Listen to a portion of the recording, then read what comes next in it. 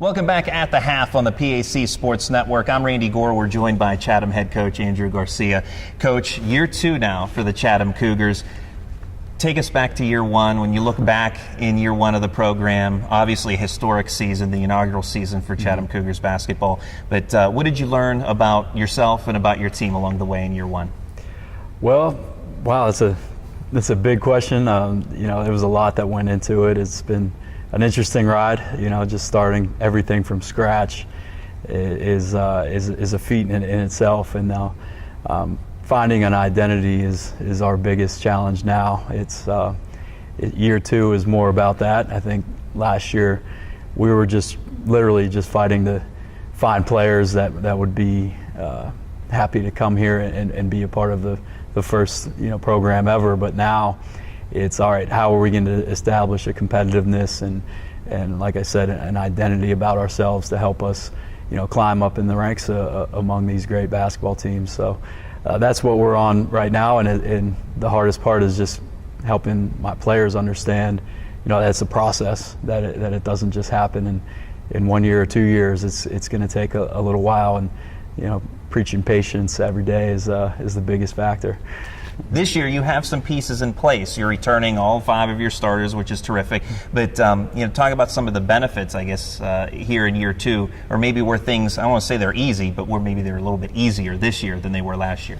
Things are a little easier.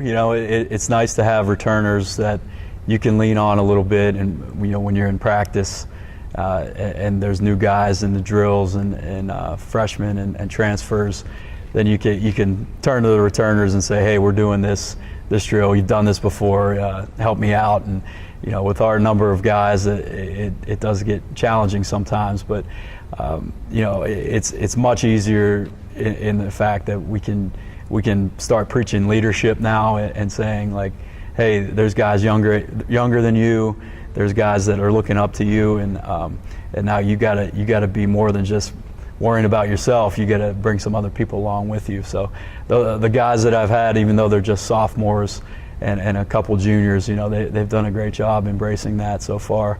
Not, like you said, not easy, but it's a process for sure.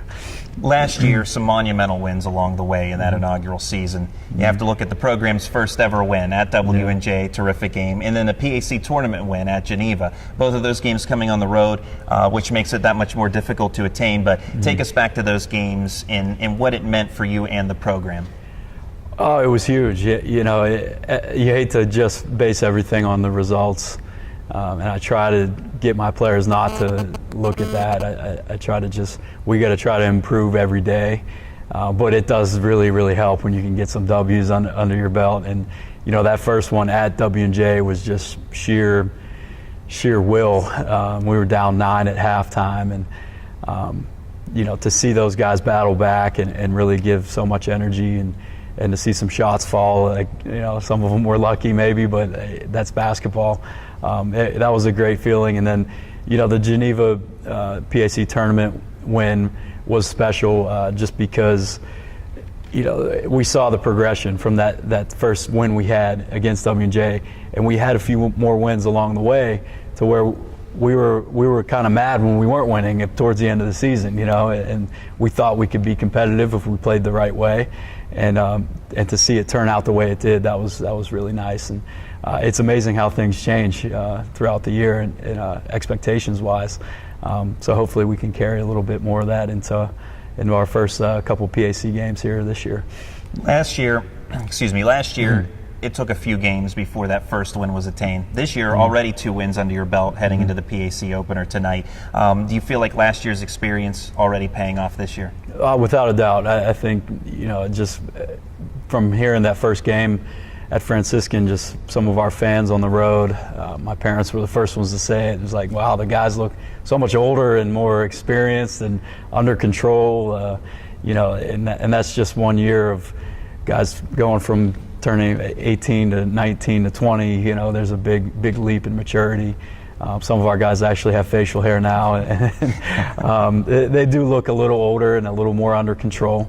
But that doesn't mean we're taking anything for granted. It's got to be all about hard work and like I said earlier, just building on each day, putting good days together, and trying to improve upon the last. So it's definitely a nice change from last year. We talked quite a bit last year about Alex Chopin, Pittsburgh Central Catholic product, but he's already your team's leading scorer, three-point shooter. How has he progressed going into his sophomore year? Well, with Alex, it's a lot of just confidence. Any shooter will tell you that. Shooting is such a confidence thing, and you look at the great shooters in the NBA and NBA history, they all have their routines, and Alex is definitely one of those guys. And I think a big thing for him was, just kind of taking the reins off of him, saying, like, when you're open, shoot it. Don't feel bad. Nobody on our team is going to be mad at you for shooting. You can shoot the basketball. So just getting that mindset, in his mind, basically is what has kind of led to some of his success. And I think he still passes up too many shots. If it were up to me, he would take 200 in a year, and I really think that if he took that many, he'd still be shooting in the 40% range. So it's all about that for me, and it's great. We went to the same high school, so Central Catholic down the road, and played for the same coach, and I think it's just nice to be able to, with him as one of the leaders of the first program ever. It's pretty special here, so always good to see him succeed here. Needs to be a little more selfish, it sounds like. Yeah. Too unselfish, I guess. But exactly. You actually have some upperclassmen this year, 3 upperclassmen, including Logan Hunter, who played last year here at Chatham. How is he as far as one of the leaders of your team? Logan's been great. His lead by example part of it has been awesome. He's always been from day one just the front of the line of every drill. He's always in the weight room. He's always getting extra shots up and working, and getting guys here on time and acclimating the new guys.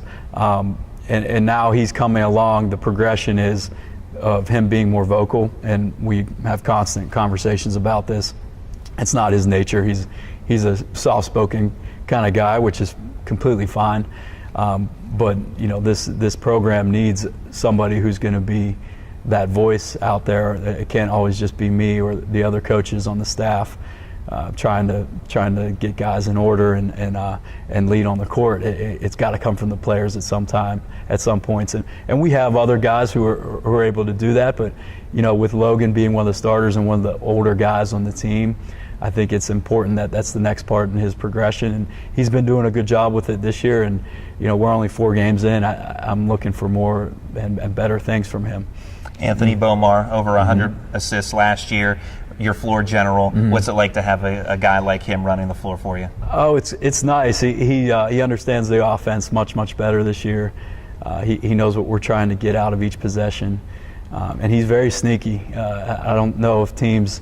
I probably shouldn't be saying this if other PAC teams are watching, but he's the guy that you look up at the end of the game and it's like, wow, he had 11 points, almost 9 rebounds, and 8 assists, and near triple double sometimes, and you don't even realize it, and he's also one of those guys that it doesn't look like he's very quick out there. So when he's handling the ball, guys will reach on him and try to take the ball from him, but he's got it pretty under control, and so it's nice to have a good guard out there. I was a point guard in college, so I'm very, very hard on those guys, just running the offense and doing it exactly the way we want it, and he's embraced it pretty well, and looking for big things from him as well this year. Last year, I know, and you talked about it already in this interview, that you can't measure things by wins and losses with such a young program. Being competitive, I'm sure, was a goal that first year. What are your expectations for this team now in year 2? More of the same. I can't say top 4 or top 5. That would be putting too much expectation on a young crew. And I like being considered the underdog. We know we were picked 9th, and that's probably pretty accurate as far as just who we have coming back and what we did last year. But we can also use that as fuel. That those behind closed doors, we can say what we want to get us fired up. But no, we never put a number on it. We just go one day at a time, try to get better, and then one game at a time for sure, because this league is too good to be looking ahead or start to count your wins before they even happen. Like you gotta prepare and just get our guys ready and hopefully put ourselves in best position to try to get one at a time. That's Chatham head coach Andrew Garcia. Coach, thanks for your time and good luck. No problem. Thank you. We'll have the second half of today's ball game when we come back on the PAC Sports Network.